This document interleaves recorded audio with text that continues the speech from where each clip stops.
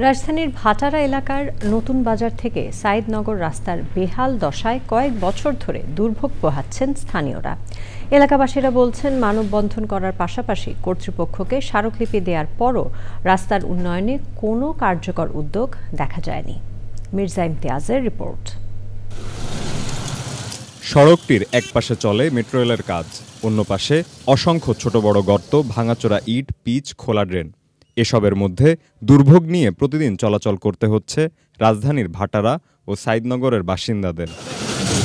নতুন বাজার থেকে সাইদনগর প্রায় 1.5 কিলোমিটার জুড়ে এই রাস্তা নিয়ে দীর্ঘদিন ধরে অভিযোগ জানিয়ে আসছেন স্থানীয়রা। আমাদের এই রাস্তাটা আপনার বিগত 3-3.5 বছর ধরে এভাবেই চলতেছে, কিন্তু এখনো ঠিক হইতেছে না। এটা আবার মাঝে মধ্যে সিটি কর্পোরেশন থেকে এই যে বালু দেওয়ার পরে 2-1 দিনের পরে আবার যাতায়াত হয়ে যায়। অনেক বছর ধরে খারাপ রাস্তায় কোনো কাজ চলতেছে না, গাড়ি লিয়ে যেতে সমস্যা।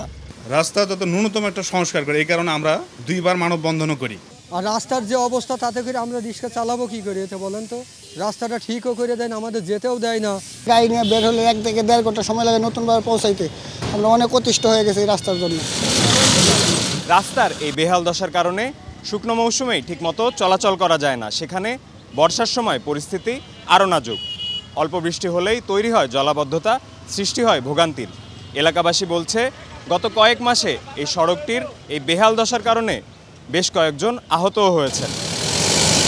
এখানে প্রত্যেক দিন অটো, রিক্সা, সিএনজি, প্রাইভেট কার প্রত্যেক দিন অ্যাক্সিডেন্ট ঘটে। গত 4 দিন আগে আমি পড়ে গিয়ে পা ভেঙে গেছি। এমন কোনো দিন নাই আল্লাহর রহমতে যে কোনো দিন একটা দুর্ঘটনা ঘটে না। স্থানীয়দের অনেকে বলছেন, সারা বছরই কাজ চলে রাস্তায়, কিন্তু তার কয়েকদিনের মধ্যেই আগের অবস্থায় ফিরে যায় সড়কটি।